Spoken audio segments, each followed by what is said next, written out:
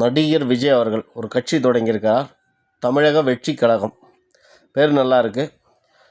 அவரை நான் கொஞ்சம் உன்னிப்பாக கவனித்து வந்ததில் விஜய் மேலே வந்து அவர் வந்து திமுக ஒரு 1000 கோடி கொடுத்துச்சா, காங்கிரஸ் ஒரு 5000 கோடி கொடுத்துருக்குமா, ஒரு 100 கோடி 200 கோடி கொடுத்துருக்குமா, சீமானுக்கு எதிராக களம் இறக்கப்பட்டவர், அதெல்லாம் நம்ம கடந்து கூட அதை விட்டுருவோம்.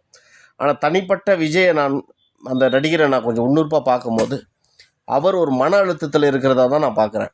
அந்த மன அழுத்தம் நிறைய பேருக்கு இருக்கும். பட் அவர் தனிப்பட்ட பிரச்சனைகள் எதனா இருக்கலாம். மிகப்பெரிய மன அழுத்தத்தில் இருக்கார். தயவுசெய்து அந்த மன அழுத்தத்திலேருந்து அவர் வெளியே வரணும். ஐயா ரஜினிகாந்த் கூட இருந்திருக்கார் முரட்டு கால படம் வரும்போதெல்லாம். ஐயா அந்த மன அழுத்தத்தில் நான் கூட இருக்கேன். எல்லாருக்கும் இன்றைக்கி இயற்கையாக ஆகிப்போச்சு. அதனால் அதுலேருந்து நீங்கள் ஃபஸ்ட்டு வெளியே வந்து ஒரு தெளிவாக இது பண்ணுங்கள். நீங்கள் பேசினா ஐயா கத்திடுறீங்க, இல்லைன்னா ரொம்ப ஸ்லோவாக பேசுகிறீங்க. 99 அப்படி ரொம்ப ரொம்ப சுலுவாக இருக்குது. அந்த மாதிரி பேசக்கூட எனக்கு வராது, அவ்வளோ சுலுவாக இருக்குது. அந்த வார்த்தைகள்ன்றது, கொள்கைன்றது இன்றைக்கி அரசியலில் எதிர்பார்க்குறாங்க. இன்றைக்கி உங்கள் ரசிகர்களே உங்களை கேலி கிண்டலும் பண்ணி இது பண்ணுறாங்க.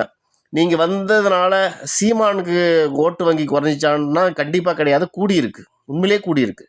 அதான் உண்மை. சீமானுக்கு உங்களோட வயதில் மூத்தவராக இருந்தாலும் கூட அவருடைய கொள்கை, அவர் பிடிமானம், அவருடைய பவர் எப்படி இருக்குன்னு பாருங்கள். காரணம் என்னென்னா, அவர் மன அழுத்தங்களால் அதை வேறு மாதிரி கையாண்டுட்டு போயிடுறாரு. ஏதோ ஒரு பிரச்சனை நீங்கள் மாட்டிக்கினீங்களோன்னு தோணுது. அதுலேருந்து கொஞ்சம் வெளியே வாங்க. வெளியே வந்து நீங்கள் பேசுங்க. தமிழ்நாட்டுக்காக குரல் கொடுங்க. யாரும் வரக்கூடாதுன்றது ஒன்றும் கிடையாது. கண்டிப்பாக குரல் கொடுங்க.